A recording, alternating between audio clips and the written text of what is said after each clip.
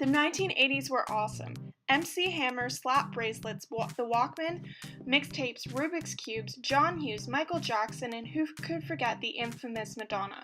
Fashion was all over the place, ranging from bright neon clothes to posh yuppie style to the anti-fashion rebellious movement of punk. Today, let's explore this crazy era. With all these different fashion movements going on at the time, we must first consider the factors that influence them. Politically, the 1980s started off right when the Cold War was still in full swing, as during 1980, Jimmy Carter, the 39th U.S. president, planned a boycott of the Olympics that year as they were being held in Moscow. Ronald Reagan was sworn in on January 20th, 1981, setting the political stage for the rest of the decade. Reagan held many fundraising luncheons and evening charity events which influenced the high dinner party fashion during the decade. The time was rocky as there were many conflicts with the USSR over in the Middle East. Over in Britain, Margaret Thatcher was the prime minister who wore clothes that won the confidence of the people.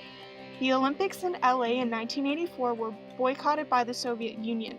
However, these Olympics were really important as they influenced the sportswear at the time, especially with icons such as Florence Griffith Joyner, called Flojo, who was known for her bold fashion choices. Finally, the decade closed off with some defining political events: the fall of the Berlin Wall,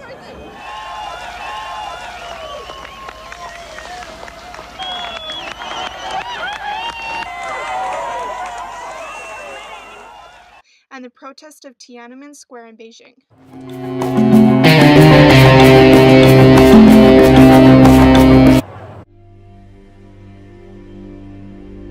Economically, policies by Thatcher and Reagan favored private enterprises. This resulted in many state-run programs that helped the poor to be cut, so many people remain living in poverty. However, for people who worked at private companies, it enabled them to have money to spend on luxury items such as cars and clothes.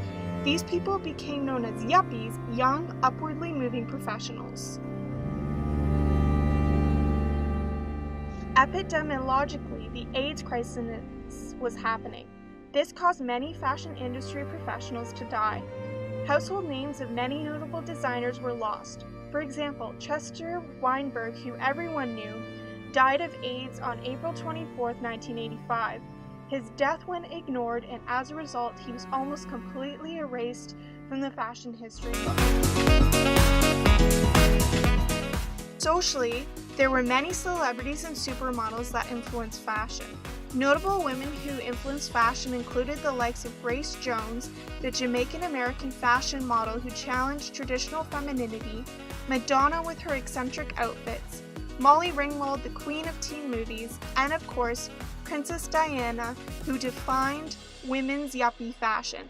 And who could forget her classic 80s wedding dress with the big shoulder pads? Technologically, computers, videocassette recorders, compact discs, and large-screen high-def TVs were all electronics that were used at home. Computers became very mainstream, being placed in everyone's offices. The computer won Man of the Year for Time magazine in 1982. Sci-fi films were also popular at the time. Films such as Blade Runner influenced Vivienne Westwood's 1983 Puncture designs, and TV shows such as the Alien series influenced Alexander McQueen's 2010 Alien shoe. The three main groups of people at the time in terms of fashion were yuppies, the punk rocker, and the neon teenager or kid. Yuppies is the nickname popularized in 1983 for young, upwardly mobile professionals. These people tended to be upper and or middle class young people. They had money. Since they had money, yuppie became not just a fashion group, but a whole lifestyle.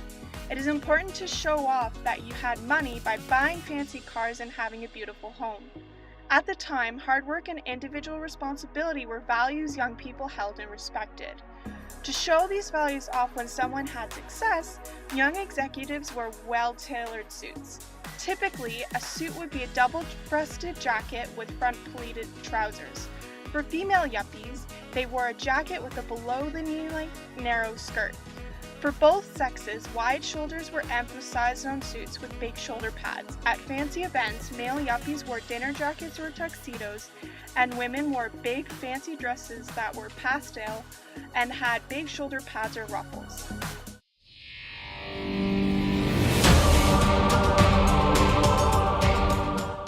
Contrary to the yuppies were the anti-fashion post-war generation punk rockers.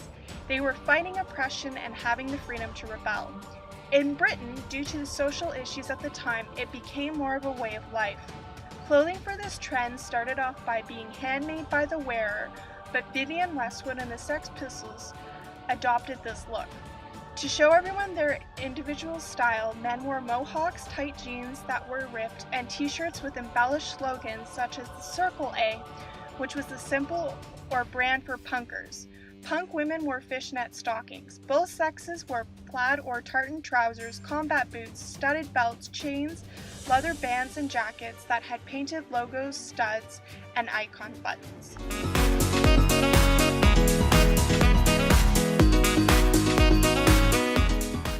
For young kids and teenagers, neon was everything. Clothes were bright. Pants, shirts, sweaters, stockings, you name it. Neon clothes became popular since many 80s movies had stars that wore neon. MTV became popular. Also, the 80s was a time of optimism after coming out of the tough 70s, where crime rates were high and drug use was very common. With Wall Street doing well, Reagan's policies working, and the recession slowly lifting, things seemed better, and this was what was reflected in neon clothes. Four common clothes of the time period were miniskirts, neon leg warmers, ripped jeans, and the members-only jacket. Miniskirts were first seen in the 1960s but became mainstream in the 1980s. At first, they were for leisure wear, but eventually women in the business world wore them too. Soon, miniskirts were worn by women everywhere in the 80s. Leg warmers were worn on the lower leg to keep the wearer warm. Dancers first wore them, and then they became mainstream through movies like Flashdance and Fame. Eventually, they became offered in every color, not just black. Teenagers and young women wore them over leggings, jeans, or skirts with just about any outfit. Ripped jeans could be purchased already ripped, or a new pair of jeans could be bought and ripped at home. They were worn by grungers, bands like the Ramones, and celebrities such as Madonna and Michael Jackson. Members-only jackets were cotton or polyester jackets with nylon lining. Introduced in 1981, they came in many colors. Everyone wore one, and if you didn't, you were a fashion outcast. The jackets featured elasticized waists and a zip-up front. The members-only black tag was below the breast pocket, showing your exclusive club membership to the world. Finally, after learning all kinds of things about 80s fashion, I decided to take notes from Melanie Griffith in the 1988 movie Working Girl, as I thought she represented the classic 80s female in a business suit. My clothes are made from a gray checked fabric, complete with a above-the-knee skirt, an oversized blazer with a button in the middle, and a black blouse with some tie detailing. The perfect 80s female suit. The 1980s are making a comeback in fashion today. Personalized jean jackets were popular in the 80s, and they are in style now too. Who doesn't want their own jean jacket with personalized embellishments, patches, or airbrushing? Miley Cyrus, taking notes from Madonna, certainly does. Nowadays, if you are interested in patchwork denim, it has become so mainstream again that you can actually go to your Levi's store to get them personalized at their tailor shop, where they'll embroider, tailor, or patch your jacket. In the 80s, blouses often had ruffles, and if you look at to buy a blouse now, you'll notice that many modern blouses have ruffles, though they're more subdued, often on sleeves. Finally, fanny packs are back in. The Rock has been a celebrity who has definitely brought them back.